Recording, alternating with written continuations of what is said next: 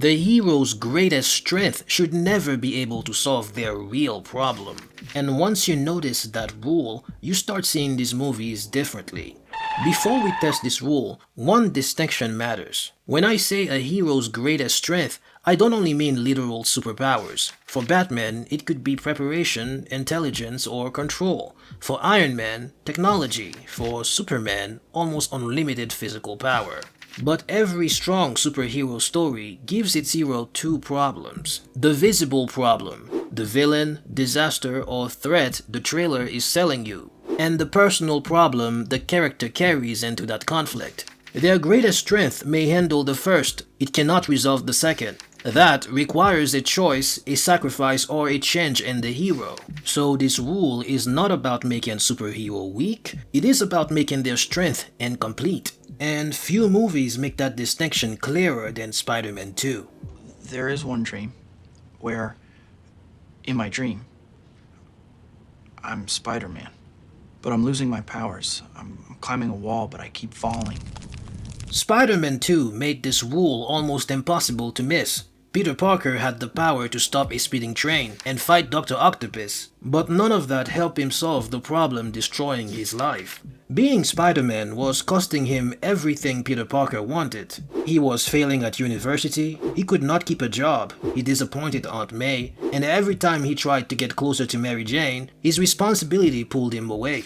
You could understand why Peter wanted to quit. The movie never treated that desire as selfish. It showed how exhausting it was to carry that responsibility while everyone around him only saw the person who kept letting them down. And here was the smartest decision the film made. Peter began losing his powers. At first, this looked like a convenient way to weaken Spider-Man, but it made his uncertainty about being Spider-Man surface physically through his body. Without his powers, his life improved. He succeeded in class, he reconnected with Mary Jane. For the first time in years, he got to live as just Peter Parker. For a while, that seemed like the answer.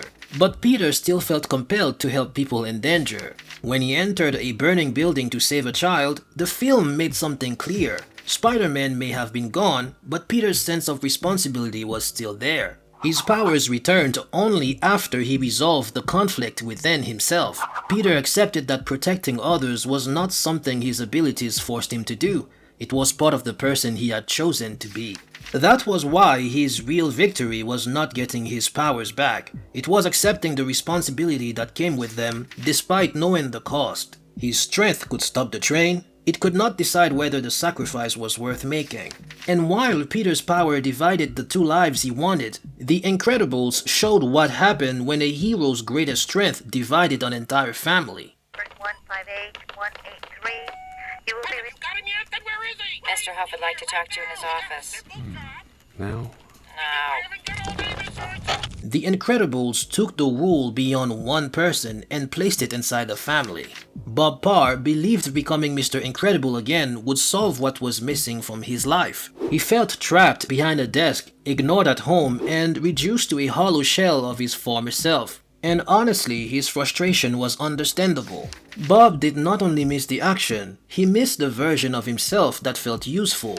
But the moment he secretly returned to hero work, his life did not become complete, it became divided. He lied to Helen, became distant from his children, and pursued heroism entirely alone. That isolation left him vulnerable, making it easier for Syndrome to trap him.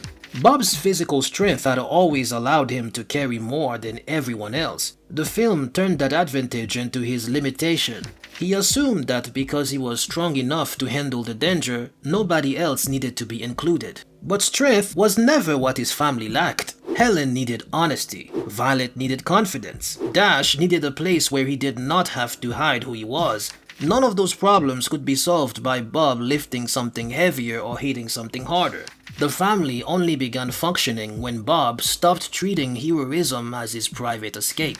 Helen, Violet, and Dash did not merely rescue him. They forced him to recognize that being needed was not the same as doing everything alone. That was why the final victory belonged to the family. Their powers mattered only after they trusted one another enough to use them together. In the end, Bob's strength was never what brought the Parrs back together. Letting his family stand beside him was.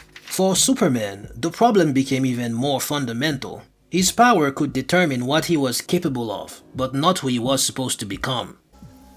When the world finds out what you can do, it's going to change everything. Our beliefs, our notions of what it means to be human, everything.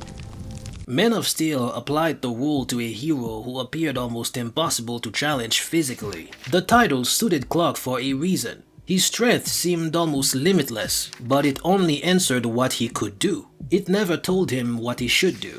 For most of his life, Clark had been caught between two identities. Jonathan Kent taught him to hide because humanity might fear what it did not understand. Jor-El believed he should reveal himself and become a symbol people could follow. Both fathers gave him guidance, but neither could decide for him.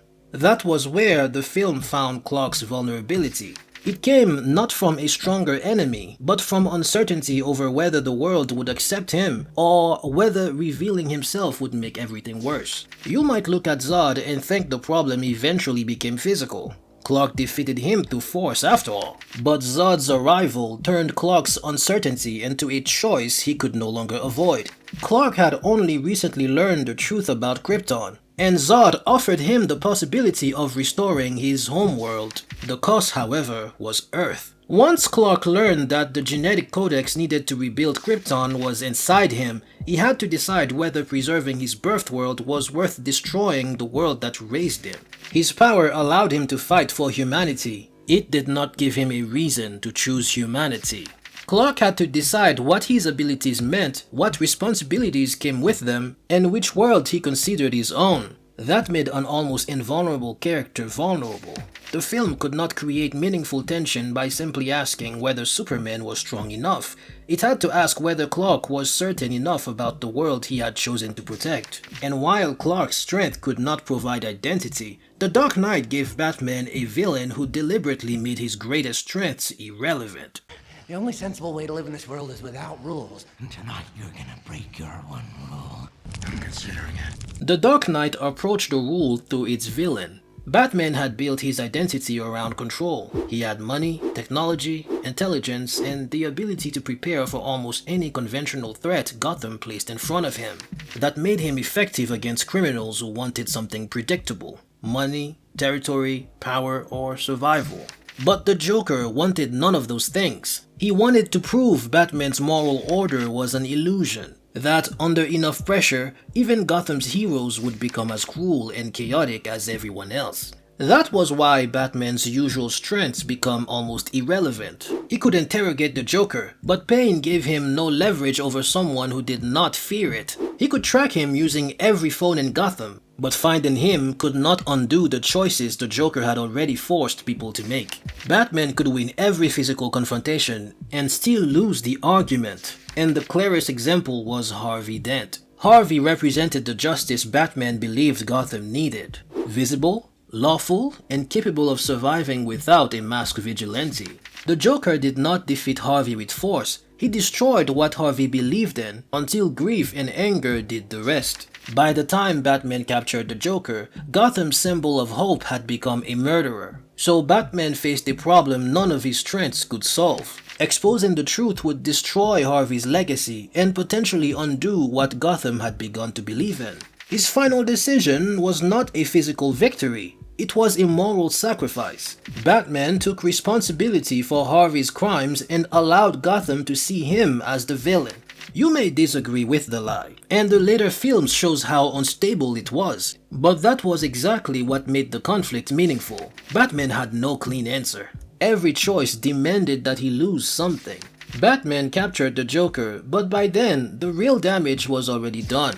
Winning the fight still left him carrying the consequences of what the Joker had turned Harvey into. And Logan took that idea to its final stage. Instead of making the hero's strength irrelevant, it showed what happened when that strength began disappearing. I don't know what Charles put in your head, but I am not whatever it is you think I am, okay? And it is better this way. Because I suck at this. Logan took the rule to its bleakest conclusion. For most of Wolverine's life, his defining strength had been that damage never lasted. Bullets, blades, and time could hurt him, but his body always recovered. And Logan, that certainty had disappeared. His healing factor was failing. Every wound remained longer. Every fight cost him more. And the adamantium that once made him nearly indestructible was slowly poisoning him. But the film did more than make Wolverine physically weaker. It confronted him with problems his healing factor had never been capable of fixing. He could not bring back the people he had lost. He could not cure Charles or erase the guilt they carried. And he could not protect Laura by refusing to care about her. At first, Logan wanted to earn enough money, buy a boat, and disappear with Charles. But Laura forced Logan to face a responsibility he had spent years avoiding. She did not just need someone strong enough to fight for her, she needed someone willing to believe her future was worth fighting for. Near the end, the serum briefly restored some of Logan's former power. For a moment, Wolverine returned, but the film did not use that strength to save him. It gave him just enough power to make one final choice. He could not defeat time, repair his past, or guarantee his survival. What he could do was spend what remained of his life protecting Laura and the other children. Logan finally experienced the family he had spent the film resisting, but only after accepting he would not live long enough to keep them. In the end, Logan's strength mattered most when survival stopped being the goal. He chose to spend what remained of it on someone else's future. Put these films beside one another and the pattern becomes clear. Superpowers create the spectacle, but their limitations create the story. A stronger enemy can test whether the hero is powerful enough, but a problem their strength cannot solve tests something more important: who they are when power stops being the answer.